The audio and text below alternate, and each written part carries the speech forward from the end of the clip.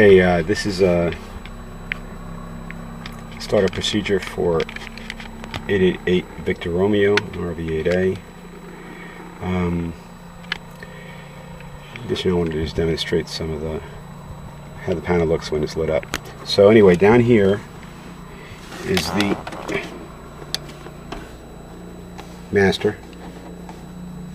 Throw that on, and the M1000 lights up. Initially, it tells you what the total takt time is, the total airframe time. The engine's new, so it's 664.3 since new.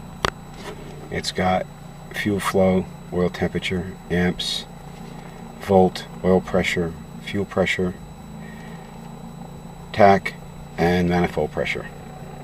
Now, what I do when I start is I ring mixture full rich,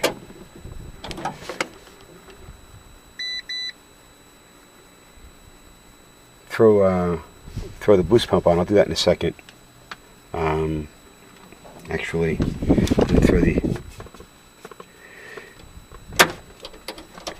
avionics master on just for a second and show you what comes up over here, because we'll be able to talk once it starts. So here you have standard D10A, but with one additional feature is this, and this is the AOA, right? Angle of attack indicator, which is a heated pitot on the other side of the wing. So it's a combination AOA, heated pitot. And when that's on green, you're good. It says green, yellow, and red. Obviously right now we're not flying, so it's red. That can be tied into the audio panel as well. I didn't do that, but I would recommend doing it just so you can actually hear there's two different forms of beeps it'll give you. It's like a stall horn. Okay, so starting the plane, I'm going to turn the master switch. So over here you have radio master, alternator, I leave on when I start it. I have strobes, turn coordinator, landing lights, nav lights, a bunch of fuses, circuit breakers, and the autopilot's on the top.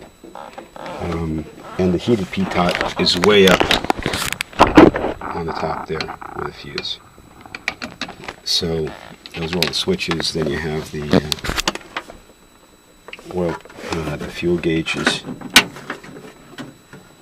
And you have off, left tank, right tank. They work great. And then I have a flap switch. What's neat about the flaps is that you press that button up and they come all the way up. So if you're doing a go around, you're not thinking about mucking around with the flaps. You just dump them all. Okay, let's do a start. So I throw the fuel. I got the alternator on. I leave the alternator and master on. Everything else off. Bring out the fuel pump, and then I just stroke this thing once. And then I start to turn. I need my other hand for this.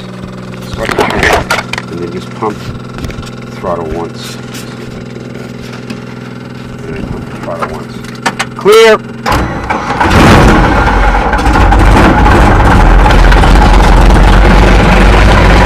I haven't started this plane in about 8 days, and that was the first time I started it. I turned the fuel pump,